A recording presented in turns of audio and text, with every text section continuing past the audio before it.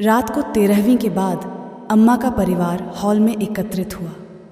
दोनों बहनें एक दूसरे को इशारा करके जैसे कुछ कहना चाह रही थीं। रवि तो बेचारा अभी तक अम्मा के यूं चले जाने को जैसे स्वीकार ही नहीं कर पाया था। पर समझदार बहू वो अचानक उठकर अलमारी से एक खूबसूरत चांदी का डिब्बा ले आई और सबके बीच में रखकर बोली, दीदी, ये अम्मा की अंतिम धरोहर जो वो अपने तीनों बच्चों को अपनी निशानी के तौर पर देना चाहती थी। आप लोग पहले देख लीजिए। दोनों ने थोड़े दिखावटी संकोच के बाद अपनी अपनी पसंद के जेवर छांट लिए।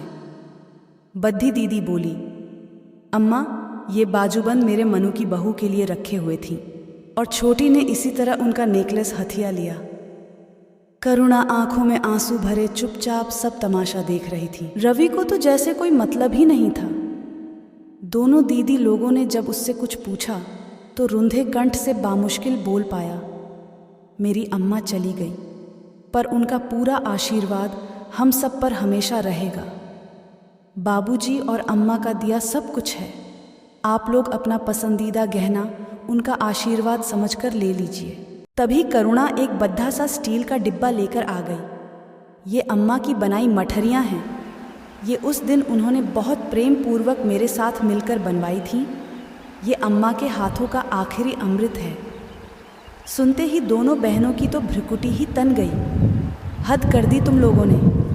इतनी बीमार अम्मा को चौके में घुसाकर मठरी बनवा डाली। वो ये सब सह नहीं पाई। ऐसा नहीं है दीदी, उस दिन उनकी तबीयत कुछ ठीक थी। बिस्तर पर पड्डे पद्दे ऊब गई थी। बहुत समझाने पर भी चौके में आ गई और करुणा के साथ मिलकर सारी मठरियाँ बनवा डाली। वो तो ठिकुआ बनाने की भी जिद कर रही थी। दीदियों के तेवर को अनदेखा करते हुए बहू बोली, अम्मा की बनाई इन मठरियों में से आप लोग भी कुछ प्रसाद स्वरूप ले लीजिए। उसके इतना कहते ही जैसे ज़बरदस्त बम विस्फोट हो गया। शर्म करो करुणा, इन्हीं मठरियों ने हमारी अम्मा की जान ले ली और हम इन्हें उनका प्रसाद समझ लें? ना बाबा ना, हम इतने कठोर नहीं हैं। तुम दोनों को मुबारक उनका ये प्रसाद। कहते हुए दोनों झटके से उठी और अपने हिस्से के जेवर लेकर कमरे में घुस गईं।